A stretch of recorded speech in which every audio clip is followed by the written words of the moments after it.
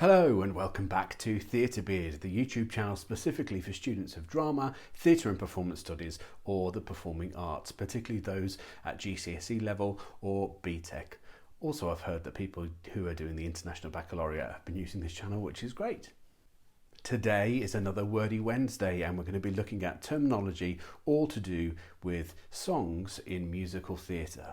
But as ever, if you haven't done so already, don't forget to give this video a thumbs up and make sure that you subscribe to the channel because there's plenty more to come. So let's get started with some musical theatre terminology. First up, we have Overture, and this is a piece of music that begins the performance. In fact, the word overture comes from the French for opening because it's a piece of music that opens the show. Very often, an overture is made up of really familiar songs that the audience can expect to hear throughout the rest of the show, but it's just little tiny snippets to kind of whet people's appetite. And in a way, it's to prepare the audience for what's about to come. I should point out that not all musicals have an overture, so if a production that you're putting on doesn't have one, don't go thinking that something is missing. Next up, we have Entr'acte, and you're going to see these when the musical is split into two acts. Entr'acte is again another French term, and it actually means between acts because it comes from the world of opera and ballet where they might have several acts, and actually if they needed to change set or scenery then they would have a short entr'acte, a little piece of music or a small dance that would take place between the acts to allow things to change on stage. However, in the world of musical theatre, it's a piece of music that opens the second half. It's almost like an overture for Act 2. And again, its job is really just to prepare the audience again to watch the performance, because obviously they've just had the interval, so they've probably been out to the toilets, they've probably gone and bought some sweets, they might have had a bit of a drink, and it prepares them to settle down and watch the show once again. This next term is one that I'm sure you are all familiar with anyway, but I'm going to pop it in. It is the term solo, which is basically any musical number that is performed by one person, not to be confused with a monologue. So if it's sung, it's a solo. The reason I wanted to mention solos is because of the next term I'm going to mention, which is a reprise. I'll also say that some people call it a reprise, depending on who you're working with and where you are in the country. Where I'm from, I call it a reprise.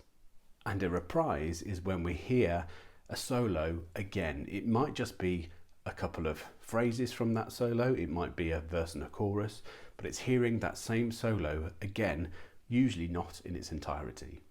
For example, in the musical Annie has the solo of Tomorrow in the first act, and yet we hear that song again in Act 2 when she is sitting with the President in the White House. However, it's not the full song, and in fact, other members of the company join in with her. And the use of a reprise allows us to compare those two moments in the show. And using the example of Annie, in the first half it's when she's at her lowest and she's still very optimistic, thinking about tomorrow. And in the second half, here she is in the White House. So we're able to compare those two scenes through the reprise of that song. Next up is duet, which is where it's two people singing together. That's what's called a duet. If we add a third person in, that song becomes a trio, because there's three people now. Some example of musical theatre trios are I Know It's Today from Shrek, The Negative from Waitress, and one of my personal favourites, You Can Drive a Person Crazy from Company. If we were to add in a fourth person, then that song becomes a quartet, and a famous quartet is in the musical Hairspray because it's sung by Tracy and Link and Seaweed and Penny. All four of them singing together. Next up is Quintet, which is a song for, yes, you've guessed it, 5 people. And there's a famous piece of music in West Side Story called the Tonight Quintet, but it's called that because it's actually got 5 parts. There's one part that's sung by Tony, one part is sung by Maria, one part is sung by Anita, and the remaining 2 are actually groups of people, the Sharks and the Jets, but they're all singing the same thing. If we were to add a 6th person, it would become a sextet. If we were to add a 7th, it would become a septet, and if we were to add an 8th, it would become an octet. However, I haven't seen any examples of these in musical theatre.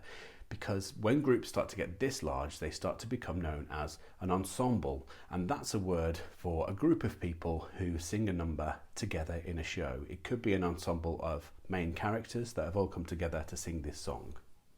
If you can think of any examples of sextet, septets, octets in musical theatre, then obviously stick them in the comments below and I could learn something myself. The next term we're going to come to is dance break, and in large-scale musical theatre performances there's usually a section of music where nobody is singing and it's known as a dance break. So there can be huge dance numbers in the middle of a song because it's really difficult to keep singing if you're going full out in dancing. Now we're going to move on to some terms that you might hear towards the end of a show. So first of all we have finale, which is the huge production number at the end of the show, and as you can see by the word, it's got the word final in it, so it's a big number that happens at the end and it's usually massive. Then after the finale there's usually some music for performers to take their bow to, the bows music, and usually this is made up of sections of songs from the whole show and they coincide with when a particular character takes their bow. The music that's playing is usually a song that they've sung in the show. Also, the bows are sometimes known as the walk down because usually actors enter from the upstage area and then they walk downstage to take their bow to the audience. And then once everybody has taken their bow, the curtain comes down and everybody starts to leave, and there's usually music playing by the orchestra still, and this is known as the exit music, and it's there to really play people out of the theatre. However, I always like to stick around afterwards and give the orchestra and the conductor a round of applause as well, because they've been working just as hard as everybody on stage.